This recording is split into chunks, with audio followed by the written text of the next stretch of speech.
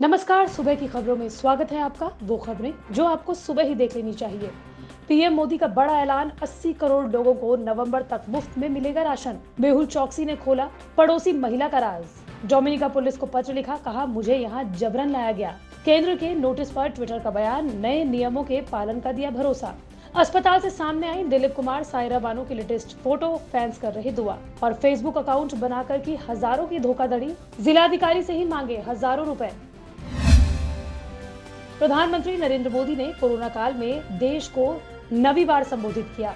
इस दौरान उन्होंने गरीब जनता के लिए बड़ा ऐलान करते हुए कहा कि देश के 80 करोड़ गरीबों को नवंबर तक गरीब कल्याण अन्न योजना के तहत मुफ्त अनाज दिया जाएगा। प्रधानमंत्री मोदी ने कहा कि देश को किसी भी राज्य सरकार को वैक्सीन पर कुछ भी खर्च नहीं करना होगा। उन्होंने कहा कि अब तक देश के करोड़ों लोगों को मुफ्त वैक्सीन मिली है। अब 18 साल से ज्यादा उम्र के सभी लोग इससे जुड़ पाएंगे। सभी देशवासियों के लिए भारत सरकार मुफ्त वैक्सीन उपलब्ध करवाएगी। पीएम मोदी के देश के नाम संबोधन के बाद विपक्ष ने निशाना साधना शुरू कर दिया। कांग्रेस ने पीएम मोदी के संबोधन पर तंज कसते हुए कहा, प्रधानमंत्री के मुंह से झूठ और हल्की बातें सुनकर मन को बहुत पीड़ा होती है। कांग्रेस नेता पवन खेड़ा ने ये बयान दिया।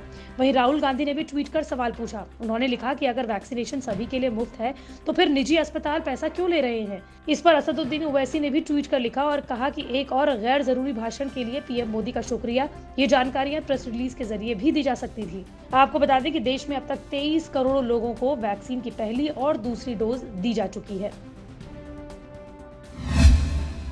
पीएनबी स्कैम के आरोपी भगोड़े मेहुल चौकसी ने डोमिनिका पुलिस को पत्र लिखकर मदद की गुहार लगाई है। उसने बारबरा को लेकर भी कई सारी बातें बताई है। मेहुल का कहना है कि बारबरा उसके पड़ोस में रहने वाली महिला है जो अक्सर उसके साथ वॉक करने जाया करती थी। 23 मई को बारबरा ने मेहुल से उसे पिक करने को कहा। वो उसके घर गया तो वो वाइन पी रही थी। उसने मेहुल को थोड़ी देर रुकने के लिए कहा। मेहुल का कहना है कि दोनों की आपस में बातचीत हो रही थी। अचानक उसे शोर सुनाई दिया, जिसके बाद उसने देखा कि 8-10 हट्टे कट्टे लोग आए और खुद को एंटीगा की पुलिस बताया।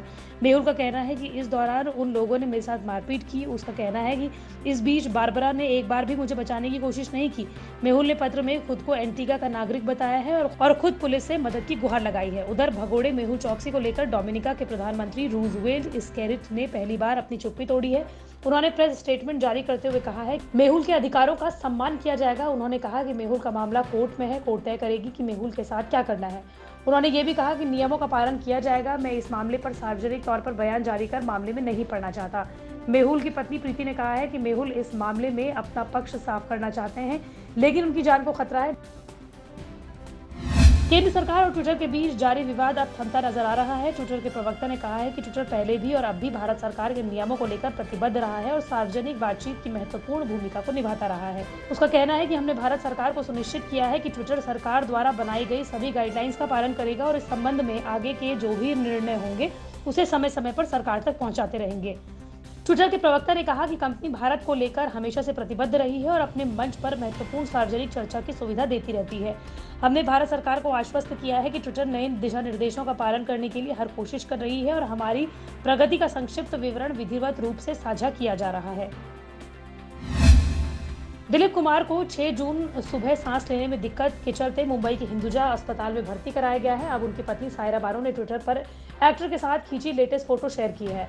फोटो शेयर करते हुए बताया गया है कि ये तस्वीर 1 घंटे पहले की है। तस्वीर में दिलीप कुमार अस्पताल के बेड पर नजर आ रहे हैं। तस्वीर में सफेद सूट और लाल दुपट्टा ओढ़े सायरा बानो दिलीप कुमार को देख रही है। आसमानी रंग की शर्ट पहने दिलीप कुमार आंखें बंद किए हुए हैं। फोटो पर डेट और समय भी लिखा हुआ है। दिलीप साहब तस्वीर में काफी कमजोर नजर आ रहे हैं। आपको बता दें कि दिलीप कुमार अस्पताल में भर्ती होने के बाद कई तरह की अफवाहें उड़ने लगी थी।